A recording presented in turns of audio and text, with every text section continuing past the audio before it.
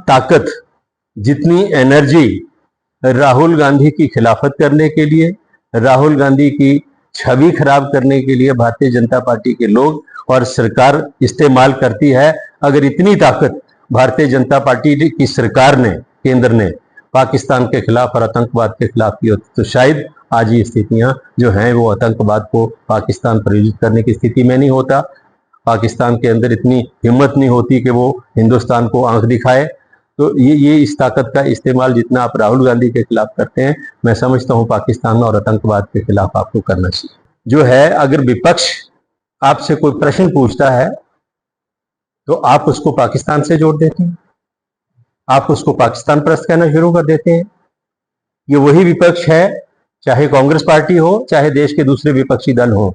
जब पहलगांव में आतंकी हमला हुआ, उस हमले के बाद तमाम विपक्षी नेताओं ने, तमाम विपक्षी दलों ने सरकार को अपना समर्थन दिया कि सरकार पाकिस्तान के खिलाफ निर्णायक कार्रवाई करे।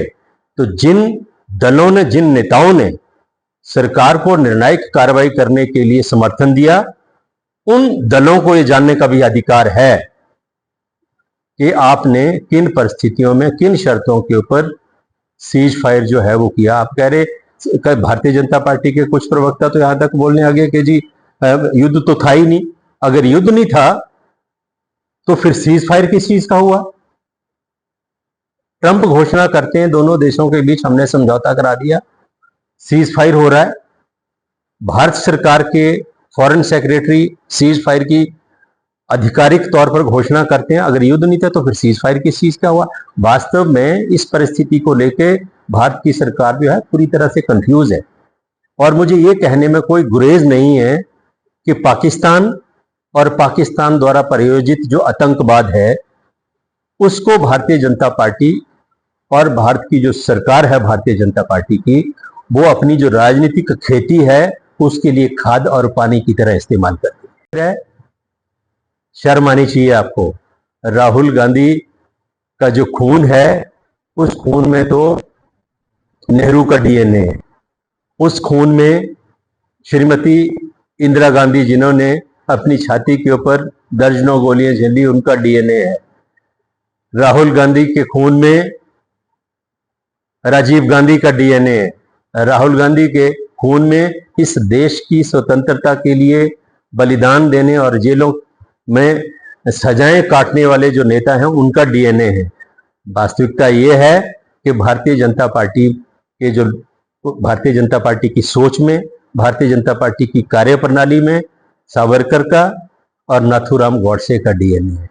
ये जो सरेंडर करने वाली बात आप कर रहे हैं, ये सरेंडर करने की आदत भारतीय जनता पार्टी की आज की नहीं है। ये तो अंग्रेजों के जमाने से, या माफीनामे जिन लोगों ने अंग्रेजों के वो लिख के दिए, आप उस पार्टी, उस विचारधारा, उस डीएनए का प्रतिनिधित्व करते हैं।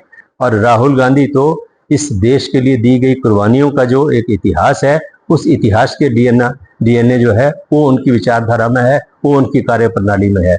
भारतीय जनता पार्टी पूरी तरह कंफ्यूज है। भारतीय जनता पार्टी के नेता पूरी तरह परेशान हैं। उनको समझ नहीं आ रहा कि हम देश के समक्ष क्या रखें, किस तरीके से इसको स्पष्ट करें कि हमने सीज फायर किया क्यों, किन परिस्थितियों में किया।